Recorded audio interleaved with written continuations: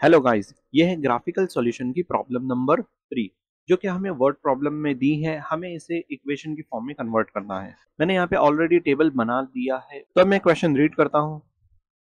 A manufacturer produces two different models X and Y. तो मैं x और Y को यहाँ पे लिख देता हूँ। Model x makes a contribution of ₹50। ठीक है, तो यहाँ पे contribution ₹50 per unit and model Y 20 per unit towards the total profit. तो यहाँ पे प्रॉफिट दे दिया है, तो एक्स का प्रॉफिट एक्स के सामने आएगा। एक्स का प्रॉफिट बोला है कि 50 रुपए और वाई का प्रॉफिट बोला है 20 रुपीज। ये मैंने लिख दिया है। Raw materials R1 and R2 are required. तो मैं यहाँ पे लिख देता हूँ R1 और यहाँ पे लिख देता हूँ R2। एटलीस्ट 15, यहाँ पे क्या कहा है? एटलीस्ट मतलब यहाँ पे कोई कंडीशन आएगी, राइट? ऐसी साइन आएगी, लेस देन, ग्रेटर देन, ऐसे कोई साइन आने वाली है। At least 15 kg of R1 and at least 10 kg of R2 must be use daily. तो ये कुछ कंडीशन है, मैं इसे बाद में आके देखता हूँ। इस कंडीशन को मैं बाद में देखूंगा। फिलहाल के लिए मैं इसे इस तरीके का सर्कल कर देता हूँ। ऑल्सो एट मोस्ट, अब यहाँ पे देखो फिर से एट मोस्ट आया है। 36 labour hours are to be utilised, मतलब यहाँ पे लेबर आर भी होना चाहिए। मैं LH लिख देता हूँ। A quantity of 3 kg of R1 is required for X। ठीक है, यहाँ पे दिया है R1 का 3 kg X के लिए चाहिए and 1 kg of R1 is required for Y। R1 का 1 kg Y के लिए चाहिए, तो मैं इसे इस तरीके से टेबल में लिख दूंगा। For each of X and Y 1 kg of R2 is required, मतलब R2 1 चाहिए X के लिए भी और Y के लिए भी। It takes 4 labour hours to manufacture X। अच्छा, X के लिए 4 hours, 3 labour hours to manufacture Y। Okay, इसके लिए Y। How many units of each model should be produced to maximise the profit. Okay, profit को ही maximise करना है। तो Z हमारा ऑलरेडी यहाँ पे आ चुका है। Z क्या था? हमारा प्रॉफिट था। Model X makes contribution of ₹50 per unit and model Y ₹20 per unit towards the total profit. तो प्रॉफिट हमने ऑलरेडी यहाँ पे लिख दिया है। अब हम यहाँ पे लिखेंगे अवेलेबिलिटी। ओके, तो अवेलेबिलिटी जिसे मैंने सर्कल किया था वो देखते हैं। एटलीस्ट 15 kg ऑफ R1, तो R1 का 15 kg। एटलीस्ट मतलब कम से कम, उससे ज्यादा हुआ चलेगा, उससे कम नहीं चलेगा। 14 हुआ, 13 हुआ, नहीं चलेगा। एटलीस्ट 15 होना चाहिए कम से कम। तो 15 कम है, उसकी तरफ मुंह मत खोलो, लीस्ट है, बराबर। अब उसी तरीके से एटलीस्ट 10 kg ऑफ R2, तो R2 में 10 डालना है। लीस्ट बोला है तो ये कम है। और लेबर आवर का देखते हैं। एट मोस्ट 36 लेबर आवर्स, ज्यादा से ज्यादा 36 लेबर ही चाहिए, बराबर। तो मैं इसकी तरफ ऐसे मुंह खोल दूंगा। ओके, तो ये हमारी प्रॉब्लम बन जाती है। अब मैं इसे फॉर्मुलेट कर देता हूँ बहुत जल्दी से। हमारा Z किस डायरेक्शन में है? हमारा Z इस डायरेक्शन में है, तो जो प्रॉब्लम बनेगी वो इस डायरेक्शन में ही बनेगी, राइट? मैं इसे ले लेता हूँ X और इसे ले लेता हूँ Y। तो मुझे क्या करना है? यहाँ पे मैक्सिमाइज करना है, राइट? तो मैं यहाँ पे लिखूंगा maximise Z equals to 20x plus 20y subject to. ठीक है, अब यहाँ पे सब्जेक्ट टू में क्या आएगा? 4x plus 4। अच्छा, ये क्या था? यहाँ पे 3 आएगा शायद। लेबर आर यहाँ पे 3 आएगा, राइट? 3 आएगा, ये 3 है। ओके, तो मैं इसे मिटा के 3 लिख देता हूँ।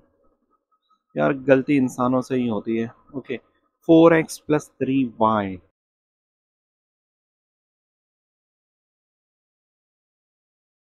Less than 36। 1x plus 1y less greater than 10। और 3x plus 1y greater than 15। और यहाँ पे कॉन्स्टेंट्स, यहाँ पे एक बाउंड्री कंडीशन हो जाती है। ओके, ये तो थे हमारे कॉन्स्टेंट्स। ये बाउंड्री कंडीशन में हमने वेरिएबल क्या लिया है? x और y। अच्छा, हम x1 और y1 भी ले सकते थे, कोई इशू नहीं, आपको कोई कुछ कहेगा नहीं। ओके, एग्जामिनर भी यार नाराज नहीं होगा आपसे। तो इस तरीके से हमने हमारी क्वेश्चन नंबर 3 को फॉर्मुलेट कर लिया है। अब आती है इसके सॉल्यूशन की बारी। तो इसका सॉल्यूशन भी बहुत ज़्यादा सिंपल है। सबसे पहली इक्वेशन, हमारे पास 3 इक्वेशन है कांस्टेंट की। ओके, कौन कौन सी 3 इक्वेशन है? इक्वेशन 1, 2 और 3। तो चलो हम सबसे फटाफट इसे सॉल्व कर लेते हैं। सबसे पहली इक्वेशन जो है वो है 4x प्लस 3y और लेस देन 36। मैं क्या करूंगा, पहले x 0 फिर y 0 फिर दोनों भी 0 हो गए बराबर। अगर मैं x को 0 लिख लेता हूं तो ये पार्ट तो पूरा चला गया, बचा क्या? Plus 3y। तो प्लस को तो हम लिखेंगे नहीं, राइट?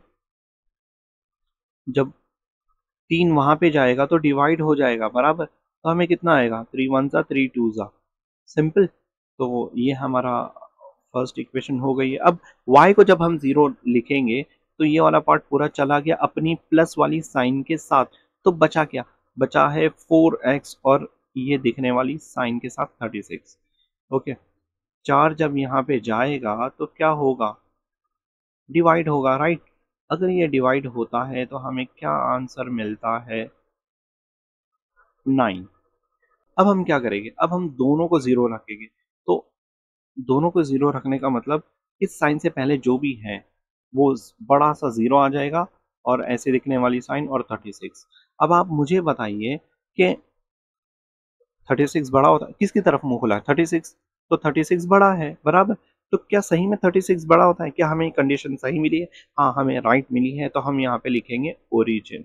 अब इसी तरीके से x plus Y greater than 10, x plus Y greater than 10। तो ये कंडीशन, ये इस इक्वेशन का सॉल्यूशन तो यार बहुत ज़्यादा आसान है।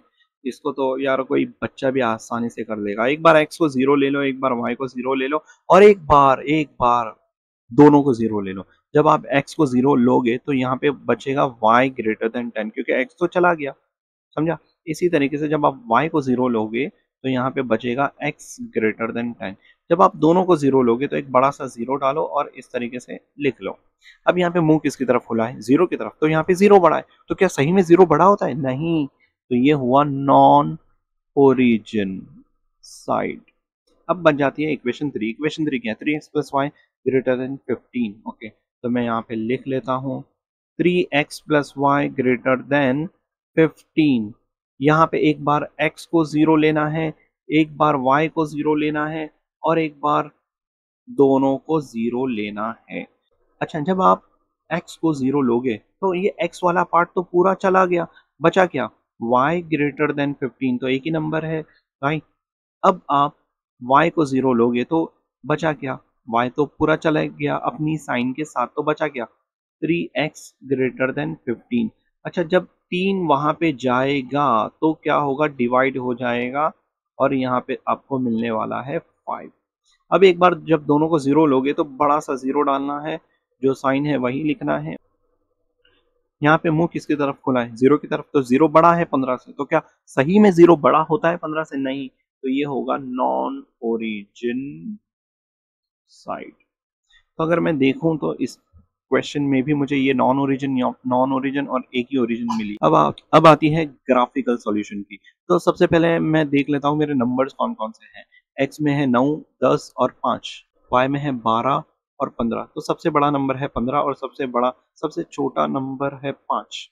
ओके, तो आप यार एक एक से भी जा सकते हो और तीन तीन से भी जा सकते हो और दो दो से भी जा सकते हो, कोई प्रॉब्लम नहीं है इसमें।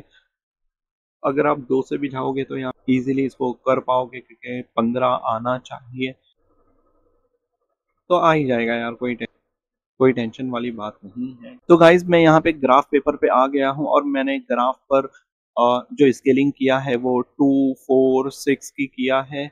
ओके, और अब मैं देखता हूँ कि मेरे पास सबसे पहली इक्वेशन कौन सी है। तो मैं सबसे पहली इक्वेशन को यहाँ पे प्लॉट कर दूंगा। तो गाइस जो सबसे पहली इक्वेशन है मेरी वो है 4x plus 3y less than 36 बराबर। और उसमें मुझे 9 और 12 को प्लॉट करना है। x पे 9 और y पे 12।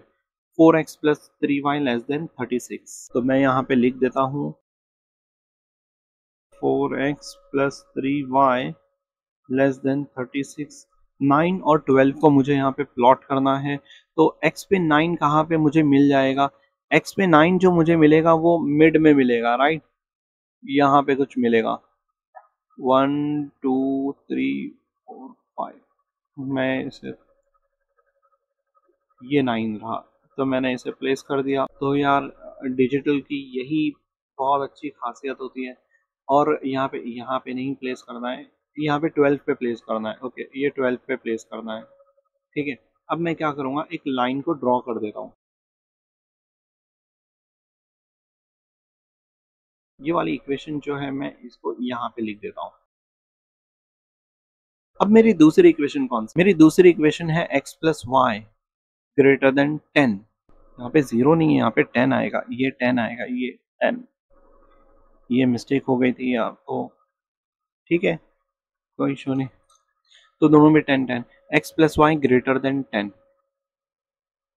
तो मैं क्या कर रहा हूँ, मैं यहाँ पे लिख देता हूँ, तो x पे 10, मैं पॉइंट को यहाँ पे पहले डाल देता हूँ, x पे 10 और y पे 10। y पे 10 कहाँ मिलेगा, ये है y पे। अब मैं एक लाइन खींच लेता हूँ, यहाँ से चलने वाली लाइन, यहाँ पे लिख देता हूँ x plus Y greater than 10, right. और इसे सिलेक्ट करके यहाँ पे लिख देता हूँ, ठीक है, आसान है, कोई दिक्कत वाली या इधर लिख देता हूँ, कोई कोई मसला नहीं। तो मैंने यहाँ पे ये दो इक्वेशन को लिख दिया है सक्सेसफुली। अब मेरी इक्वेशन 3 कौन सी है, तो इक्वेशन 3 मेरी है ग्रेटर, एक ही लेस वाली थी बराबर, और बाकी दोनों ग्रेटर है। 3x plus Y greater than 15। तो मुझे x पे 5 है और यहाँ पे 15 करना है। 3x plus Y greater than 15, तो 5 और 15 पे पहले मैं प्लॉट कर लेता हूँ। 5 और 15, तो 5 मुझे कहाँ पे मिलने वाला है, 5 मुझे मिलने वाला है यहाँ पे, और 15 कहाँ पे मुझे मिलने वाला है, 15 मुझे मिलने वाला है यहाँ पे।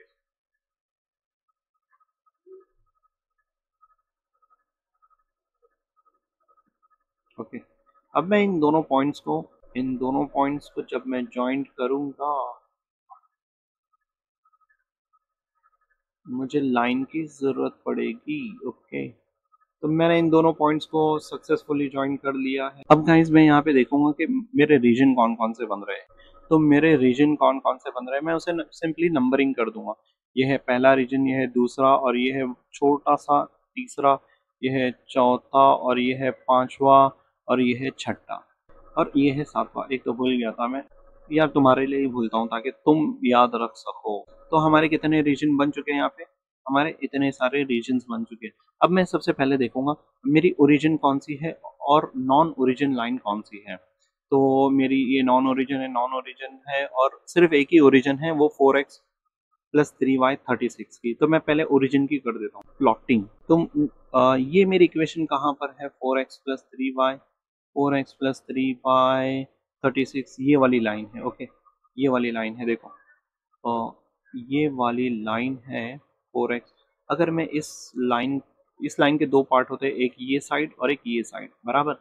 तो ओरिजिन साइड कौन सी है, क्योंकि ये ओरिजिन है तो इसकी ओरिजिन साइड है 1542, मतलब 1245। ओके, चलो चलेगा, कोई इशू नहीं। ओके गाइस, तो क्या 3 इस ओरिजिन साइड आता है, नहीं। और क्या 1245, हाँ बराबर, 7 भी नहीं आता है। तो इस लाइन को मैंने सक्सेसफुली इसके नंबर्स लिख दिया है। अब कौन से नंबर्स लिखना है मुझे, अब जो बच जाता है वो नॉन ओरिजिन। तो अगर मैं इस लाइन की बात करूँ तो इस लाइन में नॉन ओरिजिन है 2 3 4 6, 2 3 4 6, ये नॉन ओरिजिन है। और कौन कौन से नंबर्स है, 2 3 4 6, राइट। और ये वाली लाइन ले लेते हैं, 10 वाली लाइन। ओके, तो इस लाइन का एक ओरिजिन होता है, ओरिजिन यहाँ पर है और नॉन ओरिजिन इस साइड है। तो इस लाइन के नॉन ओरिजिन के नंबर हैं 4 5 6 7, 4 5 6 7। जो नंबर कॉमन आ रहा है तीनों में, वो हमारा हो जाएगा शेडेड एरिया, उसे हम शेड कर देंगे। ओके, तो अब मैं इन्हें यहाँ पे शेड करने वाला हूँ।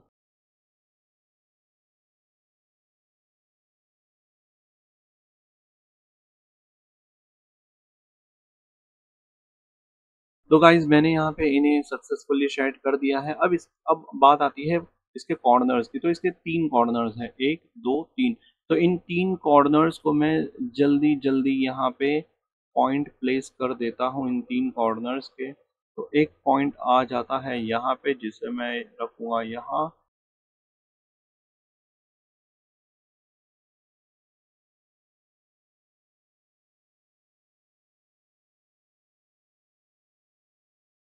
तो यहाँ पर मैंने इन पॉइंट को सक्सेसफुली यहाँ पे प्लेस कर दिया है। अब मुझे क्या करना है, अब मुझे इनके कोऑर्डिनेट्स निकालना है। तो इनके कोऑर्डिनेट्स निकालना बहुत आसान है। इसको नेमिंग कर देते हैं यार, इस पे तो ऑलरेडी नेमिंग है, एच के और एम। चलो हम पॉइंट्स निकालते हैं। तो गाइज यहाँ पे 4 और 5 के बीच में कितनी लाइन है, 1 2 3 4 लाइन है, और ये खुद 5वीं लाइन रहेगी। तो यहाँ पे 4.2 होगा, राइट। एक लाइन 0.2 की रहेगी, बराबर। यहाँ पे 2 4 6 8 10, बराबर ना। तो एक लाइन अगर 0.2 की है तो यहाँ पे होगा 4.2, और यहाँ पे होगा 5.2468, 5.8 होगा यहाँ पर। और इसी तरीके से जो पॉइंट यहाँ पे 2 पॉइंट बच जाते हैं, एम को देखते हैं। एम एम में क्या रहेगा, एम में रहेगा, एम का वाई कितना है, एम का वाई है तो मिड में ले लेते हैं इसको, 9.246 ले लेते हैं। तो यहाँ पे 9.6 रहेगा, और यहाँ पे 1.8 रहेगा। और इसे देख लेते हैं आई को। ओके, तो आई में रहेगा 7.24। ओके, 2 लाइन है ना, 7.4 रहेगा। यहाँ पे लिख देता हूँ मैं।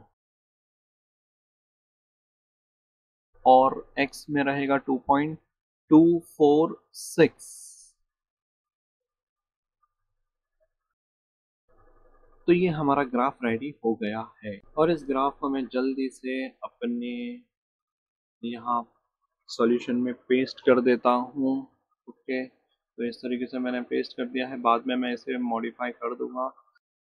अब बात आती है इसके सॉल्यूशन की। तो जो z है, ठीक है, जो z है, इस z को हमें क्या करना है, इस z को हमें मैक्सिमाइज करना है। ओके, तो z को मैक्सिमाइज करने के लिए z में मैंने एक मिस्टेक किया था। ओके, z में यहाँ पर आएगा 50, राइट, यहाँ पे आएगा 50। अब सही है। तो मैं इसे कॉपी कर लेता हूँ कंट्रोल C करके।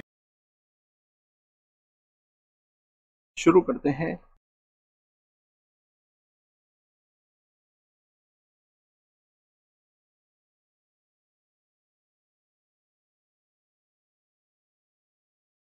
m क्या है, 1.8 9.6। तो मैं यहाँ पे फटाफट लिख लेता हूँ m 1.8 9.6, 1.8 और 9.6। और h क्या है, h है 6.6 और 7.4, 6.6 और 7.4। और k क्या है, k है 4.2 और 4.8। पहले 4.8 आएगा, यहाँ पे आएगा 4.8 और 4.2। अब मुझे इनकी वैल्यूज को z में सब्स्टिट्यूट कर देना है। अब मैं क्या करूंगा, अब मैं 42 लूंगा और 42 को 2 से मल्टीप्लाई करूंगा। तो होगा 2 2 ज़ा 4, 4 2 ज़ा 8, और यहाँ पे 0 मैंने छोड़ दिया था और एक से पहले पॉइंट, तो यहाँ पे हो जाएगा 84। अब अगर मैं इसे सबका टोटल करूंगा तो 192 प्लस 90 कितना होता है, 192 प्लस 90 होता है 280। ओके, अब 330 और 148 होता है 478, और इसी तरीके से 240 और 84 होता है 324। ओके, तो गाइस मुझे क्या करना है, यहाँ पे मैक्सिमाइज करना है। ठीक है, मुझे यहाँ पर मैक्सिमाइज करना है तो मैं मैक्सिमाइज कैसे करूंगा, सबसे बड़ा नंबर देख लूंगा, सबसे बड़ा नंबर है 478, तो मैं यहाँ पे लिखूंगा therefore z is maximum at point लिखना पड़ेगा, वो पॉइंट है h 6.6, 7.4, therefore maximum value is